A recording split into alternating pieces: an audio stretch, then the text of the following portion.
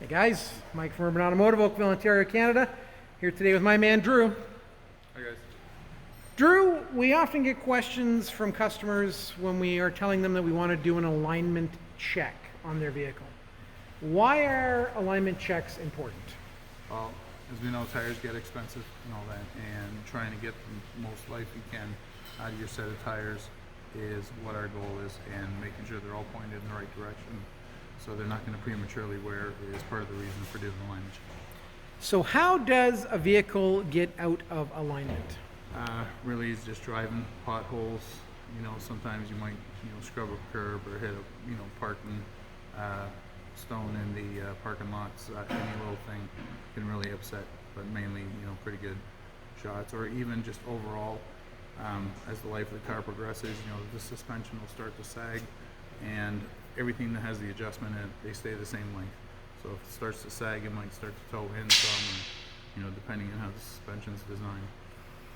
So what is the recommended time frame that someone should get an alignment check done based on industry average? Well, depends who you ask in the industry. And again, depending on how much driving you do, minimum, say, a year, 25,000 K. It can go anywhere up to, say maybe 50K a year, or 50K for a check. But generally, for what an alignment check costs and the potential savings, it's nominal. So we recommend whenever you have your tires replaced that you have an alignment completed, or at the very least an alignment check. So what we do here at Urban is we do an alignment check first. We set up the equipment, and we're going to just take you through that on what's involved with that.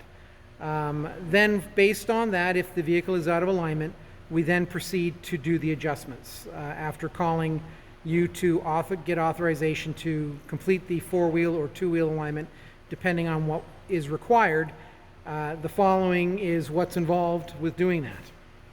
Take us through, Drew. All right, so we've got this really nice piece of equipment here from John Beam. It basically runs off targets that we have lined up on these wheels, and then these get strapped on right to the outside of the wheel, not the rim, so no longer damaging or in contact with your rim. As long as your tire's in good shape, this clamps on. And then we've got these heads up here that can read these things. That's quite the wingspan. It looks like a Millennium Falcon, doesn't it? Yeah. Or a TIE Fighter. What were they? Just throwing you off. Yeah, I think you're talking about Star Trek there. Sorry, with the Star Wars, buddy. Klingon, Star Wars. Klingon Wars. Yeah, but anyway. So this one here, you'll get all your alignments out of this. It's really easy. Just So according to this, our Cadillac is within spec. within spec, and we're good. So Yeah. green is good, yellow is caution, and red is bad. Yeah, according to the manufacturer. So if this vehicle required alignment, because this is four-wheel independent suspension, Yes. and that means that there are adjustments in the front and the rear. Yeah. So say if your rear was out first. Yes. Your rear is basically what sets your thrust angle. It's like a dog tracking. Okay. Sometimes the dog will be walking, but the butt end of it is hanging out. You want to make sure the butt end of your car is going straight. Right. So you make sure that the thrust angle and your toe angles and everything back there is straight, because that will set the basis for everything in your front end. So let's adjustments. take a quick look underneath here So and see what we're looking at. in this one here, we basically have tie rod ends over here, and this sets your toe. Okay, so it's a threaded rod there. Threaded rod. Yep. This is your outer tie rod, inner tie rod. You turn this will move the wheel in or out. Okay. This one does not have camber adjustments, but some vehicles do have camber adjustments in the struts. They'd be slotted so you can move it Yeah, sometimes they have them in the lower arms. It just all depends on the manufacturer. on the application. Okay. Yeah. Now in the rear of this beast,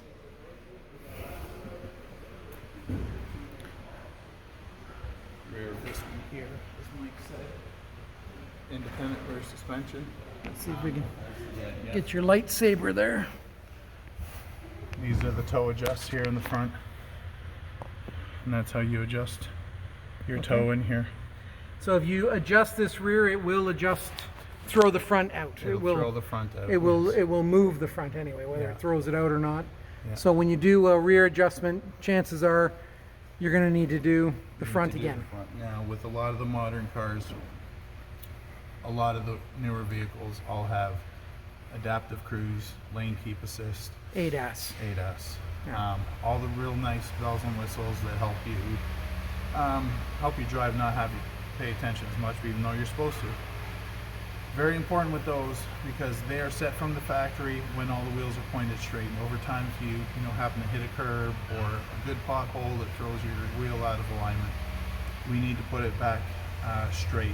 Now, normally if it's nominally out and we just need to tweak it a little bit, it shouldn't really affect the ADAS system. If it's really bad where something's potentially bent, then that may be the point where the ADAS system may need to be recalibrated based on the measurements of the alignment that we currently have. Perfect.